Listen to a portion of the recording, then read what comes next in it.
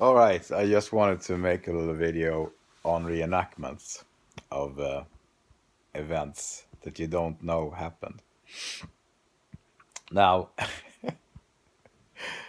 one very good example of this is the very, very not credible, incredible, not credible movie Soaked in Bleach. And the people in that movie. You got people not working in the police force anymore. You got people reenacting what supposedly happened between Courtney Love and Tom Grant in interactions, played by actors and not supported by actual audio. Like when Courtney Love says, "Save the American icon, Tom." And you can't hear that in an actual audio. Now, Tom Grant was threatening his employer, Courtney Love, with exposing her because he believed she murdered Kurt Cobain, which she, of course, didn't do. She's innocent of that. There's just a large majority of assholes who claim that. So, Tom Grant sits proudly in an interview and says that I'll tell my client that if you're in the wrong, this may be a rocky road for you. But this time, Tom Grant was in the wrong.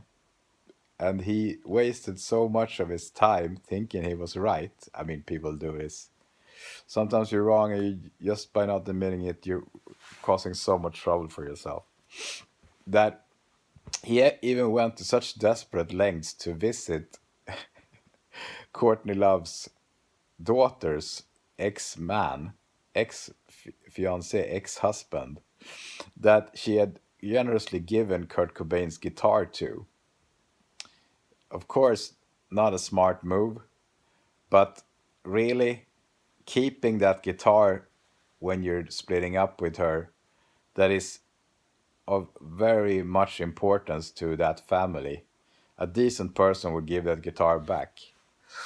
And of course, the reaction was not, it wasn't that long after. And you can criticize how they handle it from Courtney's side, but how would you feel if somebody did that to your daughter and used her to be close to somebody related to Kurt Cobain and even getting her to give that guitar to him? I mean, that is very narcissistic behavior, and it's very obvious that there was a codependent there dating this asshole. And you know who that is, and that is Francis. Now, that guitar really morally belongs to the Cobain family and should have been given back. Instead, it was auctioned for a lot of money, which is morally just, it's just morally bankrupt, I think. I care about ethics and morals, but I'm not gonna let some kind of fake caring cloud judgment and intelligence. And don't trust people that talk to your emotions ever.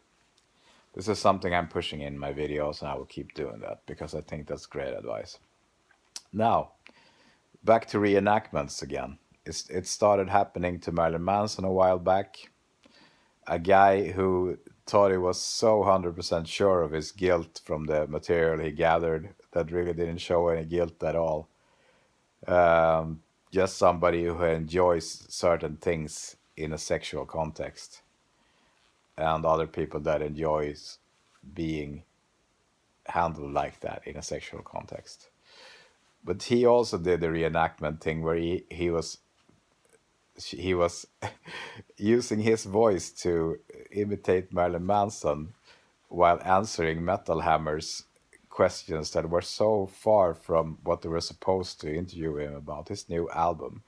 They went off the rails on that, and then they blamed it on him, and he rightfully so hung up on them.